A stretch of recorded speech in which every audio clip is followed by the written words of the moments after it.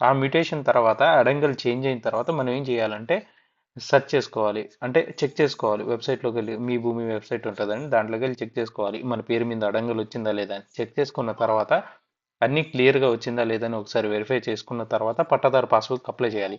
అది కూడా సచివాలయంలో కానీ లేక మీ సేవా సెంటర్లో కానీ అప్లై చేయొచ్చు. అవి ఎలా అప్లై చేయాలనేది నేను తర్వాత వీడియోలో చెప్తాను. ప్రస్తుతానికైతే అప్లికేషన్ ఫామ్ ఎలా ఫిల్ చేయాలనేది చూద్దామండి. అప్లికేషన్ ఫామ్ ఫిల్ చేసిన తర్వాత దీనికి జతగా ఏమేం కావాలనేది మనం మాట్లాడుకుందాం లాస్ట్లో. ఓకేనా? అప్లికేషన్ అప్లికెంట్ టైప్ అండి ఇండియన్ సిటిజన్ అండి. ఎన్ఆర్ఐ అయితే అంటే విదేశాల్లో ఉన్నారు ఎన్ఆర్ఐస్ అయితే వాళ్ళు ఎన్ఆర్ఐ అని పెట్టుకోవాలి. అండ్ అంటే ఇండియన్స్ విదేశాల్లో ఉండి ఎన్ఆర్ఐగా ఉంటే వాళ్ళు ఎన్ఆర్ఐ అని పెట్టుకోవాలి. మోస్ట్ ఆఫ్ ది ఇక్కడ కేసెస్ ఎలా ఉంటాయంటే ఇండియన్సే తీసుకుంటారు కాబట్టి ఇండియన్ సిటిజన్ అని పెట్టుకోండి. సర్వీస్ టైప్ ఏమైతే మ్యూటేషన్ అండ్ టైటిల్ ఇన్కమ్ ఈ పాస్బుక్ అని పెట్టుకోండి. ఇది పెట్టుకోండి. మ్,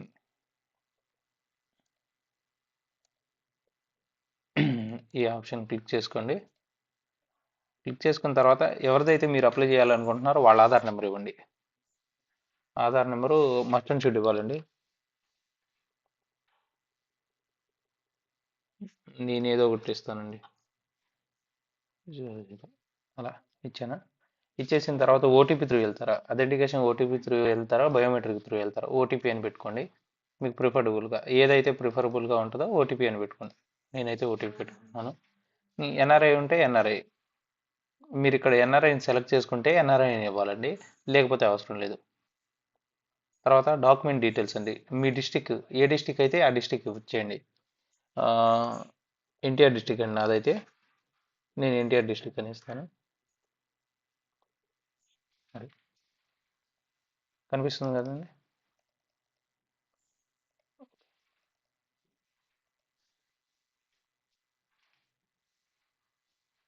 ఓకే. నాది మైలవరం అండి.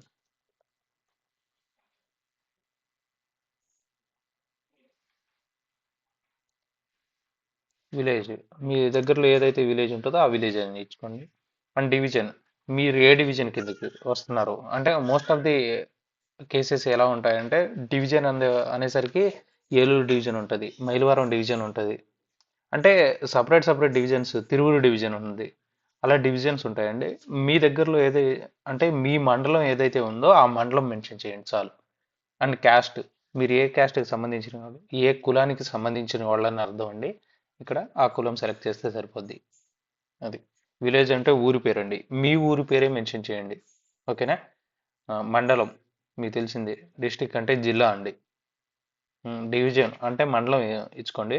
ఇచ్చుకున్న తర్వాత మ్యుటేషన్ కేటగిరీ అంటే న్యూ రిజిస్ట్రేషనా, బ్లాక్ లాగ్ మ్యుటేషనా, లేకపోతే సక్సెషనా? ఇది సక్సెషన్ అంటే ఏంటంటే అండి వారసత్వ పరంగా వచ్చేదాన్ని ఇలా అంటారండి. బ్లాక్ లాగ్ మ్యుటేషన్ అంటే బ్లాక్ లాగ్ మ్యుటేషన్ అంటే ప్రీవియస్గా ఆగిపోయి అంటే వేరే వాళ్ళ దగ్గర నుంచి మీరు తీసుకున్న ఐ మీన్ ఎలా చెప్పాలి, ఆ, ఆ, ఒక నిమిషం చెప్తానండి క్లియర్గా. బ్లాక్ లాగ్ మ్యుటేషన్ అంటే భూమి మీరు రిజిస్ట్రేషన్ చేయించుకుంటున్నారు కదా, ఆ మ్యుటేషన్ ట్రాన్స్ఫర్ చేయించుకోవడానికి అంటే మీలో మీరు ఉంటారు కదా అన్నదమ్ములు, వాళ్ళు పార్ట్ ఆఫ్ చేయించుకుంటారు కదా, దాన్ని బ్యాక్లాగ్ మ్యుటేషన్ అంటారండి. ప్రస్తుతానికైతే మీరు మ్యుటేషన్ కేటగిరీ న్యూ అని పెట్టుకోండి. పెట్టుకున్న తర్వాత మ్యుటేషన్ సబ్ కేటగిరీ మీరు కొన్నదా లేకపోతే విల్డిడ్డా లేకపోతే గిఫ్టెడా అనేది. పర్చేస్ మీరు కొన్నదైతే పర్చేస్ అని పెట్టుకోండి, లేకపోతే గిఫ్ట్ రూపంలో వచ్చిందైతే గిఫ్ట్ రూపంలో అని పెట్టుకోండి. వారసత్వపరంగా వచ్చినట్టే వారసత్వపరంగా అని పెట్టుకోండి. ఓకేనా? కొన్నది కాబట్టి అలా. సెల్లర్ డీటెయిల్స్ ఇక్కడ మీరు ఎవరి దగ్గర నుంచి అయితే కొన్నారో వాళ్ళ డీటెయిల్స్. నేను ఫర్ సపోజ్ నా పేరు, మ్, నేను ఒకరి దగ్గర నుంచి కొన్నాను, వాళ్ళ పేరు ఎంటర్ చేస్తున్నాను. మ్,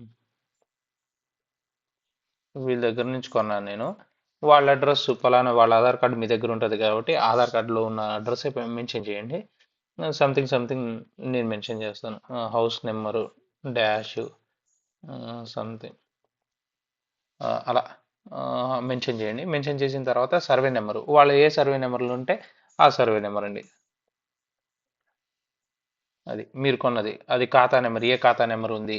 అండ్ ఎక్స్టెండెడ్ ఆఫ్ ఏరియా అని ఉంది కదండి, అక్కడ ఎంత ఏరియా మీరు ఆ సర్వే నెంబర్లో ఎంత ఏరియా భూమిని కొన్నారు అనేది పెట్టండి. డాక్యుమెంట్ నెంబర్ తెలిస్తే ఓకే, తెలియకపోతే వదిలేయండి. విలేజ్ ఏ విలేజ్లో కొన్నారు అది అది మెన్షన్ చేయండి. ఓకేనా. సేమ్ అదే విధంగా వేరే సర్వే నెంబర్ ఉంటే అదే పేరు ఇచ్చి అదే అడ్రస్ ఇచ్చి వేరే సర్వే నెంబరు రాసి ఆ సర్వే నెంబర్ ఏ ఖాతా నెంబర్ ఉంది సేమ్ ఖాతా నెంబర్ మీద ఉంటుంది, కానీ సర్వే నెంబర్ మారుద్దండి అంతే. ఎంత అయితే భూమి కొన్నారో అంత భూమి ఆ విలేజ్. ఓకేనా. అది ఇక్కడ ఇక్కడ చూసారు, if you mutation category is new registration. అది న్యూ రిజిస్ట్రేషన్ పర్చేస్ చేసిన వాళ్ళ గురించి అండి, ఇది కొన్న వారి గురించి, ఇది కేవలం కొన్న వాళ్ళ గురించే చెప్తున్నాను నేను. ఓకేనా. విల్ డీడ్ వారసత్వ పరంగా వచ్చినవి కావు, గిఫ్టెడ్ రూపంలో వచ్చినవి కావు. ఉమ్, ఇది కూడా వారసత్వ పరంగా వచ్చినవి కాదు. ఇవన్నీ మీరు ఫిల్ చేయని అవసరం లేదండి, ఇవేమీ ఫిల్ చేయని అవసరం లేదు. ఓకేనా. ఇవేం ఫిల్ చేయని అవసరం లేదు, ఇవేం ఫిల్ చేయని అవసరం లేదు మీరు. ఓకేనా. ఓకే.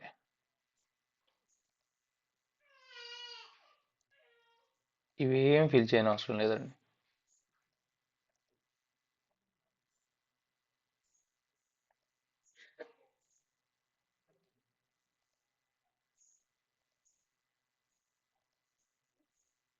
కిందకు వచ్చేయండి.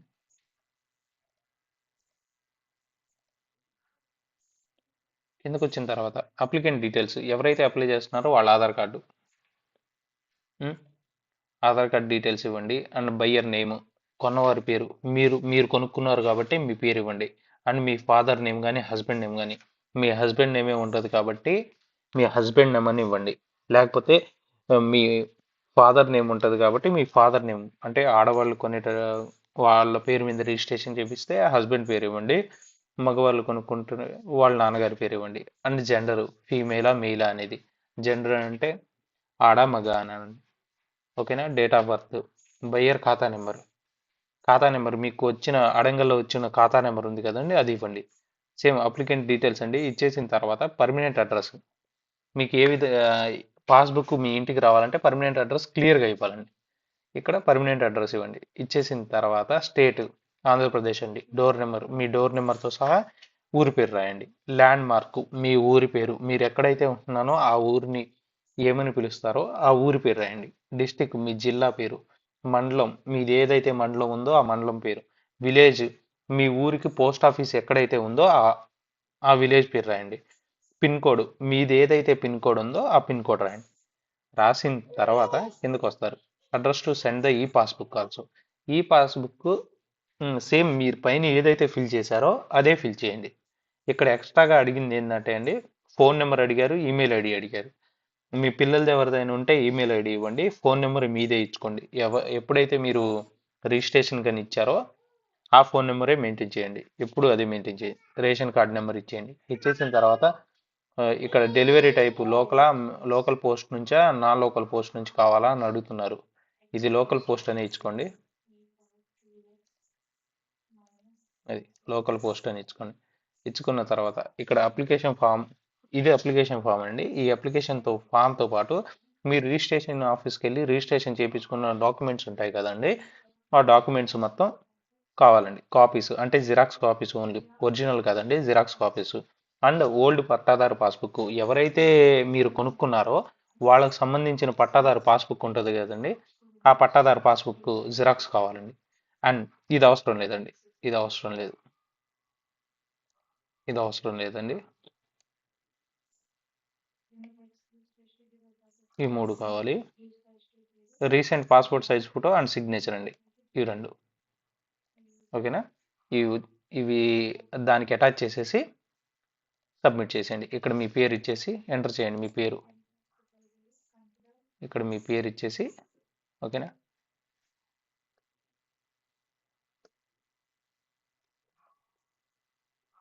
ఇది ఇక్కడ మీ పేరు ఇవ్వండి, పేరు ఇచ్చేసి ఎంటర్ చేయండి. ఓకేనా.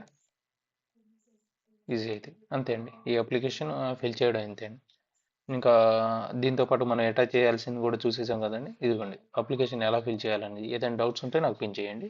ఈ అప్లికేషన్ నేను డిస్క్రిప్షన్లో ఇస్తాను. Okay, bye.